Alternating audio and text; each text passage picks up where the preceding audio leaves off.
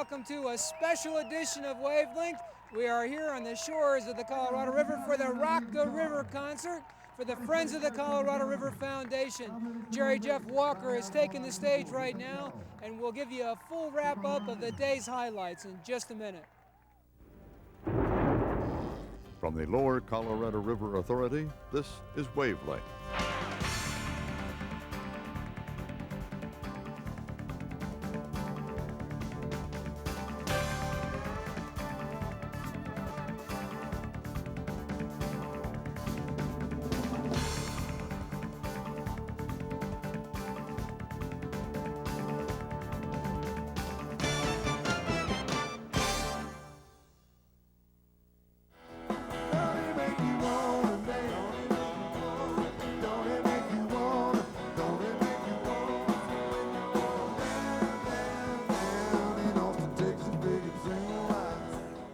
It was a rockin' good time for the Colorado River. An estimated 8,000 people came down to Lake Austin Boulevard, where the Friends of the Colorado River Foundation hosted an afternoon street party to benefit the Colorado River. This event is one of the three things that we're trying to achieve in this organization. If the river's dirty, we want to clean it. If we educate people so that it doesn't happen again, that's the second thing we want to do. The third and final thing is we want to get people back to the river so that they feel some ownership and they can feel a part of it, and that's what this is. This event is going to highlight the river and get people back to the river so that they can understand and feel a part of it. Events like this is a good way not only for us to get our word out, but we feel it's important to sponsor and contribute to efforts like this, the Friends of the Colorado River Foundation, and this is the type of thing that we like to put our name on. What do you say it was destiny's way that would lead us? There was great music by Tish Hinojosa and Jerry Jeff Walker, and all of it combined with dozens of hands-on exhibits made for a very special day on the river. There was a floating water quality barge where the Riverwatch Network set up shop to show visitors how they collect water samples. And people were able to explore Tom Miller Dam, touring both the powerhouse and then getting on top of the structure for a spectacular view of the river. But perhaps there was no view of the event better than the one from atop the LCRA's 170-foot bucket truck. Beautiful. And it was a good thing that there were two trucks, since people waited in line as much as an hour for a ride. There was, of course, plenty of great food to eat as you walked among the exhibits. It's 12:15 and we've got a boatload ready to go. The riverboats provided a splendid backdrop for the event, and once on board, riders were treated to a narrated history of the river. Lake Austin has had good water quality reports since the early 1980s. One of the highlights was the sand dam competition. This is where students from the Texas Alliance for Minority Engineering compete to build a sand structure that most resembles Tom Miller Dam. The winner this year was Georgetown High School. It was a family event which drew people from all over the area. I think it's a real honor for us to come and see what you all are doing, and I know that you have a lot of plans to continue to do this sort of thing, and I think everybody supports that. I know I do. People will realize that, what they're doing is just the things like putting pesticides on their lawn and things of that nature eventually affect their drinking water, eventually affect things in their lives that, will come back to them. Well, one of the most important things in Austin as far as quality of life goes is the water that's in and surrounding Austin. So when we were approached to be a part of this event, we wanted to be in it as much as we could, because we think by raising awareness of the environment in Austin and LCRA, we can just make Austin a better place to live, and that's what we all want. I hope that this event is an annual thing so that more than anything, I hope it raises awareness so that people realize what a treasure we have right here in our own backyard, and we need to keep it clean. Rock the River was also successful in highlighting the importance of business, government, and citizens working collectively to protect the Colorado. I think it's a wonderful event. The Colorado River is an incredible resource. It's kind of that ribbon that runs through our community. It's not just a source of electricity, it's not just a source of water, it's a source of recreation, and that's where the Travis County Commissioners Court is so proud of our partnership with the Lower Colorado River Authority. We're trying to create awareness of people all along the Colorado River, not just here in Austin, but LaGrange, Bastrop, all the way up and down, up to San Saba, to get involved and help keep the river clean, be advocates of the river so that it stays terrific and enjoyable for many years into the future. If you will, raise your glasses with me and let's drink and toast to these people that work hard to make the river clean so that we can enjoy it. In a final salute, Friends of the River Board Chairman Merriman Morton offered a toast to all the people who make an effort to protect the river. The Friends of the Colorado River Foundation supports many of the LCRA's water and environmental education programs. By securing corporate and government grants and donations from its members, the foundation hopes to one day provide a sizable portion of the money needed to run the programs. Rock the River Clean helped raise public awareness about the foundation's programs and was successful in enlisting more than 200 new members to the foundation. Here at LCRA's Gulf Coast Water Division in Bay City, they provide irrigation water for more than 25,000 acres of rice in Colorado, Matagorda, and Wharton counties. And now a new gate system being installed on the Bay City Dam will allow them to do their job much more efficiently and safely. In the past, when irrigation season came to the rice fields of South Texas, that meant it was time once again for LCRA crews here in Bay City to venture out into the Colorado River and build a temporary dam out of wooden boards, a difficult and potentially dangerous process. The dam creates a reservoir for these huge pumps to draw water from, which then flows through a series of canals and onto the rice fields throughout the area. Installation of this new gate system on the Bay City Dam has taken about 8 weeks. Here's how it works. The steel gates are raised up by inflating a series of rubber bladders with air pressure. It's a simple idea that will have a tremendous impact on this operation. The pumping plant efficiency, we're raising the pumping pool here on the river by an additional 4 feet. It's going to give us a 10-foot pumping pool rather than the old 6-foot that we had, which should allow our plants to operate more efficiently. And somewhere down the road, we're going to be able to confirm this, but we're looking probably at about a $40,000 to $50,000 savings in electrical cost. Project engineer Rick Fritchoff says this Obermeyer gate system is fully automated and controlled by a central computer. The biggest problem that we've had here in the past is that whenever we had any kind of storm, you'd have big trees that would come in and they'd knock out a certain group of boards or all the complete sections of boards. So after the storm was over, then the crews down here at Bay City had to totally rebuild the dam. Well, this system will, like I say, drop out of the way whenever we've got any floods. You won't have any trees catching onto it. As soon as the flood waters have passed, the gate's raised back up and you've got the full pumping head that was available to you before the storm came in. Now the time has come for the initial test of the system. The gates are raised in 3 sections and the process takes about 45 minutes. But through the magic of editing, we'll speed things up a bit.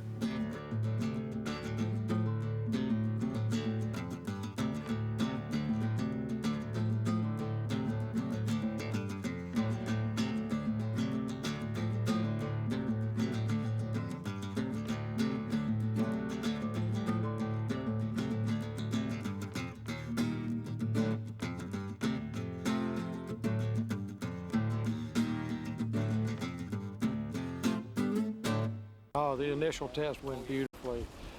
As you can see, all 3 sections came up without failure. It's in the fully erected position now. Within a day or a day and a half, we should have a full pond here, full pool. And the initial test is over with, and we'll start lowering it back down here in just a few minutes.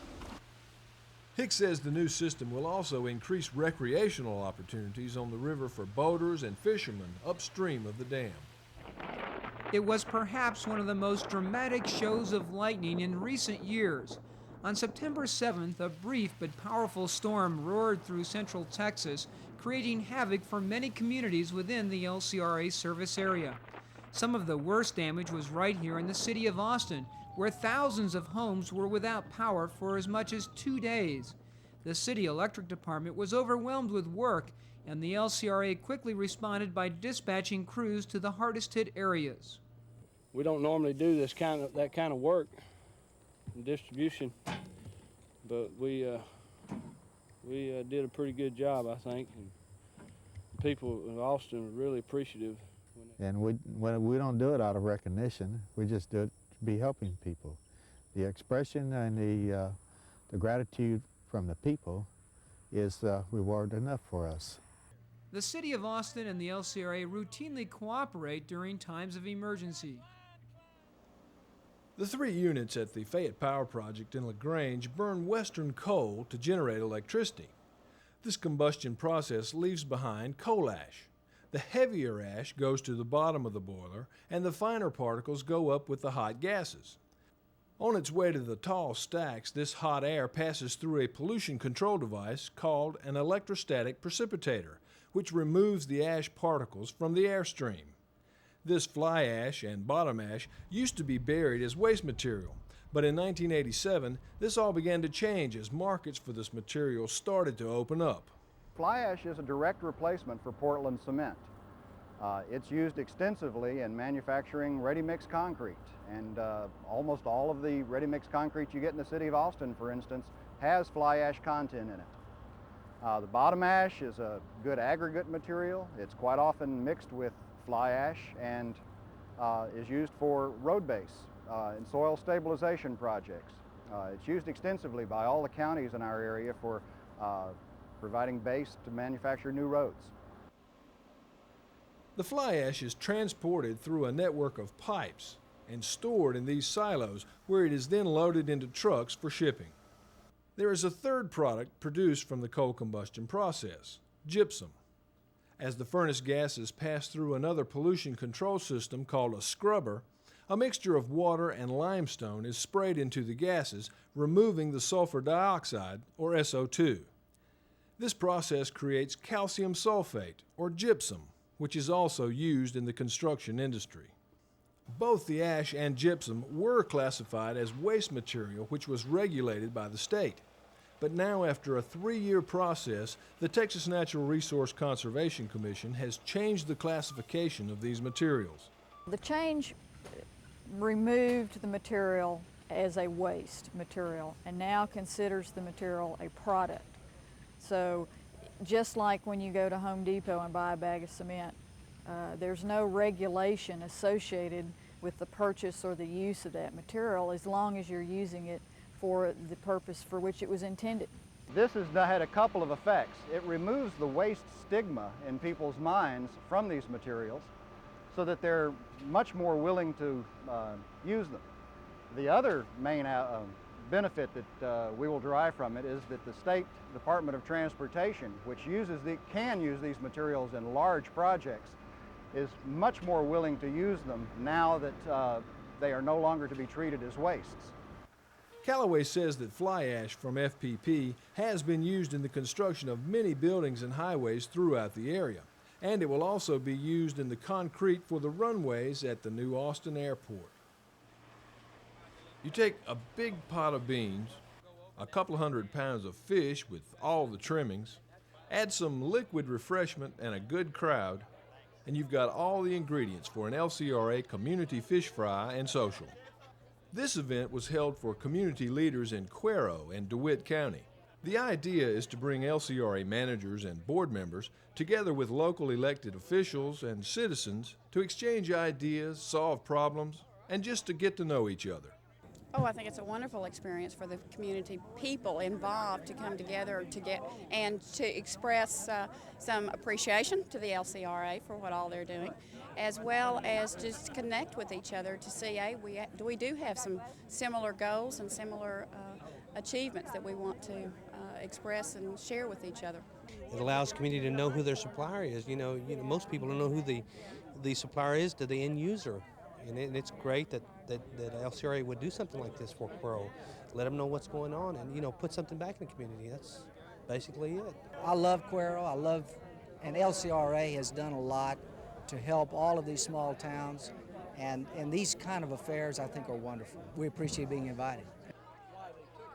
One longtime Cuero resident attending the fish fry is celebrating a unique anniversary this month. His name, Joe Royce.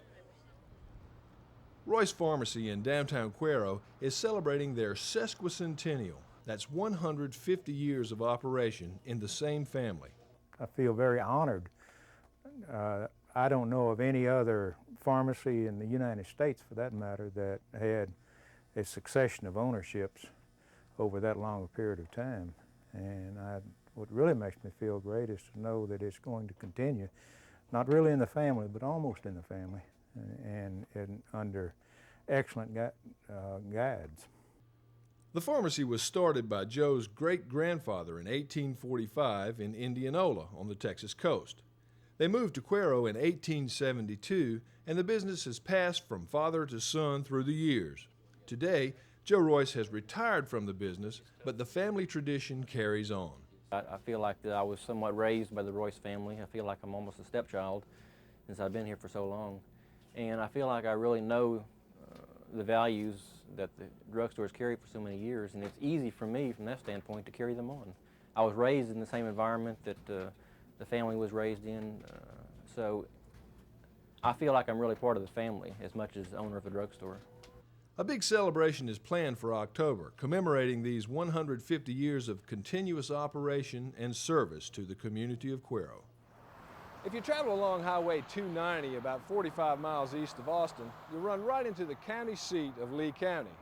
Now, this area first became part of the United States when the Louisiana Purchase was made from France in 1803. It was also right along the route known as El Camino Real when the area was claimed by Mexico and Spain. And when Texas won its independence from Mexico in 1836, land grants were made to those who had fought for the Republic. And this led to a rapid increase in settlers and immigrants from Germany and Europe. Right now in Customer Corner, let's visit the city of Giddings.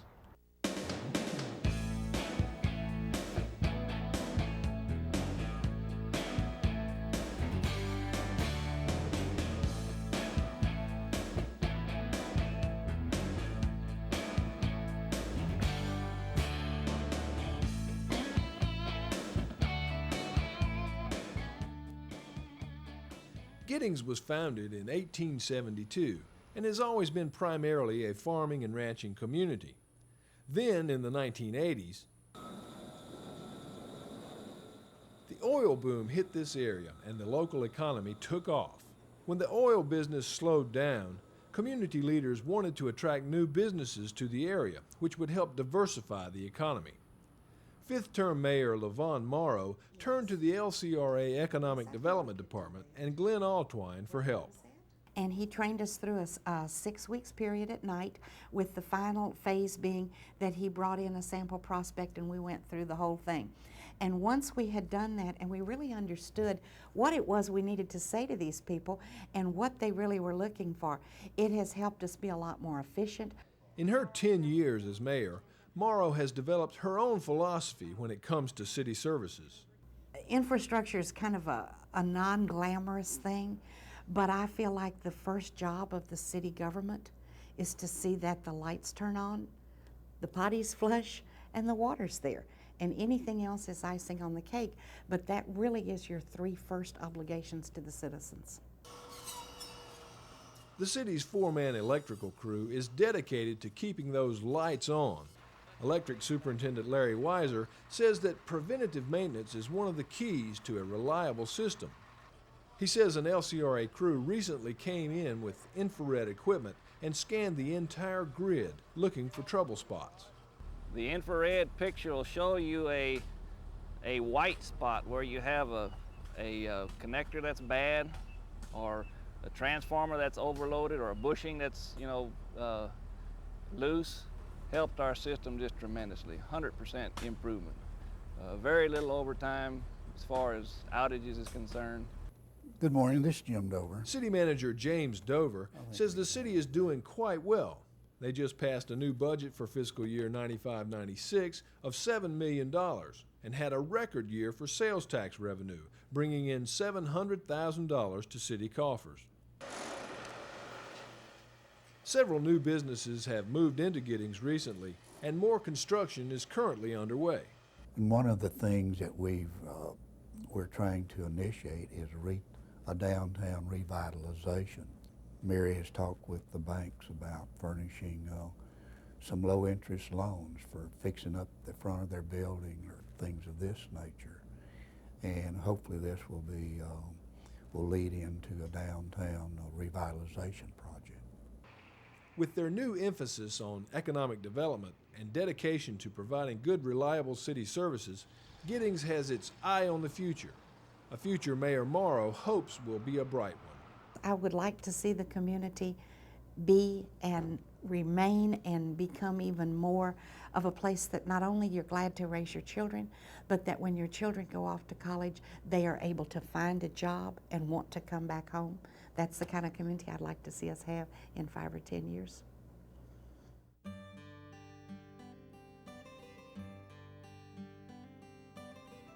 The shores of Lake Buchanan are an ideal setting for LCRA's training facility, and inside, the meeting room is not the only place bristling with activity. Spaghetti and meat sauce, Italian salad, crusty garlic bread, and 12 pies.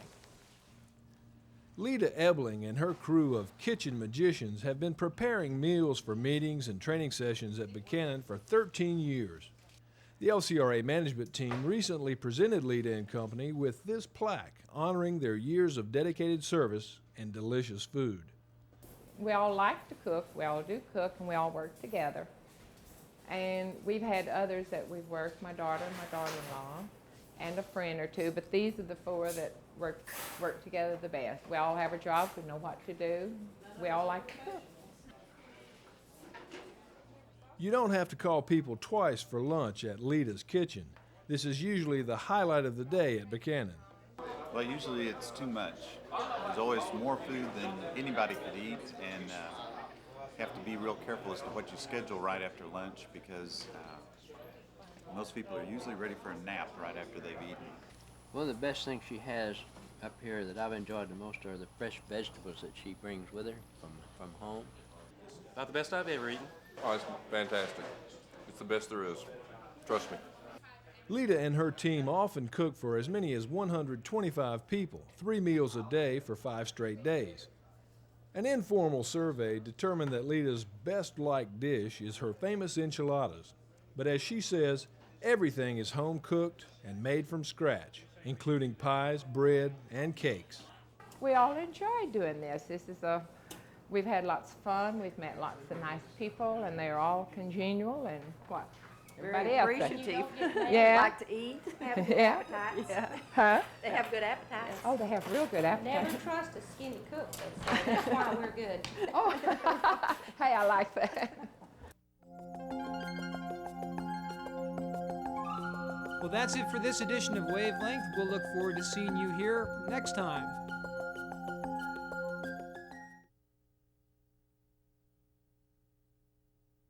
Preserving water is not something you think about every day. But Friends of the Colorado River Foundation do.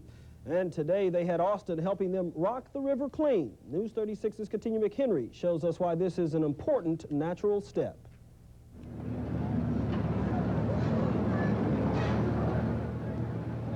Boating and other water sports are enjoyable activities, but when our lakes and rivers start to look like this, tons of debris, using the lakes and rivers for recreation isn't fun anymore. I've got little kids. I want them to be able to enjoy the river like I did growing up. It's vital to your livelihood, and it's where a variety of plant form and animal form live, not to mention we need it to live.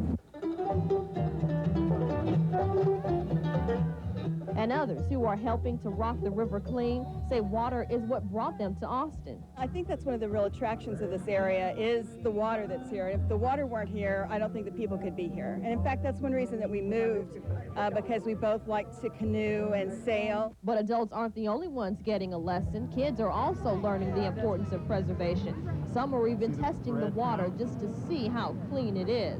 I'm a teacher, and to see all the kids that are out here participating in the event is really nice, to make them aware of what we need to do to clean up our environment. Water, one of our most precious natural resources. It's hard to think what we'd do without it. Of course, there would be no boating or any other water activities, and wildlife wouldn't have a place to live. So with that in mind, we should all work together to keep it clean. Katina McHenry, News 36, Nightcast. The goal of the event is to get the public to start preserving a precious natural resource. Nature may have the answers. In the mountains of West Texas, they are using the wind to turn on the lights. This will generate 35 megawatts of electricity, and that's enough for about 12,000 homes. A Texas utility, the Lower Colorado River Authority, has just completed construction on a windmill farm east of El Paso. The $45 million project is now feeding electricity to Central Texas. This location just south of the New Mexico state line in the Delaware Mountains is considered one of the windiest in North America. And now the harvesting of these breezes is about to become a profitable undertaking. 112 windmills have been erected along a westward-facing ridgeline. The construction company, Kenetech Wind Power, is convinced these wind farms will eventually provide 20% of the nation's electricity. What this technology brings, although it's economically competitive today, it should be economically superior in the future as fossil fuel prices increase. Most electricity is generated with fossil fuels. They create pollutants when burned. Windmills, however, can reduce pollution by providing a source of energy that requires no fuel. This will clearly reduce the amount that we have to generate with fossil fuels. In our particular case, this plant represents about 1% of our system, and it reduces our fuel consumption both in BTUs and in emissions into the atmosphere by about that same percentage. Studies of this mountain range indicate no birds will be endangered by the blades, and the location is so remote it has minimal visual impact on the scenery. Environmentalists are cheering. We believe this is a very commercially viable energy source that is very clean, and we have been hoping to have an opportunity to work with a company to provide this kind of energy in a very environmentally sensitive way. Though geographically remote, air pollution in this region has reached startling levels. The main source has been identified as fossil fuel power plants. Nature, though, might have just provided a way to heal itself. Jamore 11 News in the Delaware Mountains. Austin is under increased pressure to revamp or even sell the city's utility department in a move to save money. A report was released today by consultants hired by the city. It lists the value of the electric department at more than $3 billion and the suggested value to a potential buyer. They certainly have brought some numbers and brought a much more detailed analysis and some more expertise. It's very valuable, but the basic message is you've got to do something. You can't stay like you are. And one of the things that you ought to think about doing, City of Austin, is looking at all your options very thoroughly and very deliberatively, and then making a decision. So while the study reaffirms what city leaders already know, council members will be asked next week to decide if the consultants should continue working on this issue.